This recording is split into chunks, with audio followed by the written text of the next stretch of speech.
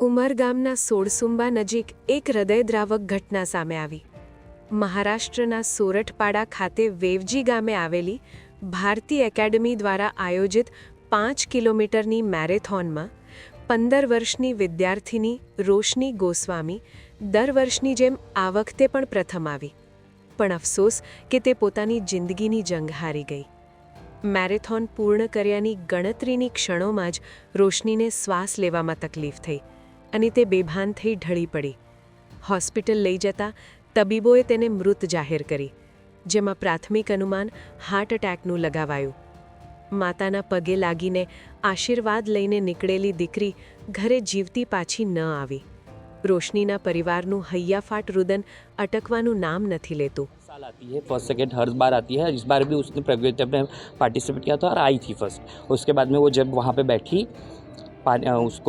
उसको थोड़ा सांस फूलने लगा, तो पानी वानी टीचर्स लोग ने सब पैर वैल बनने शुरू किया और तुरंत ही हम लोग फिर लोखंडे सर के पास हॉस्पिटल में लेके गए.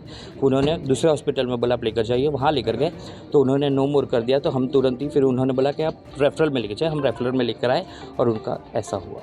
रोशनी गोस्वामी क्या हुआ था? कुछ हुआ नहीं था उसको. सुबह उठी, खाना बना के भाई को अपने टिफिन भरी, लड़का जाता है वहाँ पे, उसको टिफिन भरी, अपना नाश्ता की. सुबह तैयार हुई, बोलती मम्मी मैं जा रही हूँ, मेरा पैर छुई, गले लगी मुझसे, बोलती मम्मी मैं मैराथन में जा रही हूँ, मुझे आशीर्वाद देना, तू हमें आगे जाऊँ, ऐसा करके बोले थे. તેના મૃત્યુએ અનેક સવાલો ઊભા કર્યા. પરિવારે શાળા સંચાલકો પર ગંભીર બેદરકારીના આક્ષેપ કરતા પૂછ્યું કે આટલા મોટા આયોજનમાં એમ્બ્યુલન્સની સુવિધા કેમ નહોતી. જે દીકરી ઘરેથી ભાઈનું ટિફિન બનાવીને હસતી નીકળી હતી, તેનો મૃતદેહ આખરે ઘરે પહોંચતા આખું ઉમરગામ હિબકે ચડ્યું. સ્પોર્ટ્સ ઇવેન્ટ્સમાં મેડિકલ સુવિધાઓના અભાવે કિંમતી જીવ ગુમાવવાની આ ઘટના મુદ્દે તમારો શું મત છે? શું આવી આયોજન ક્ષતિ બદલ સ્કૂલ સામે પગલાં લેવાવા જોઈએ?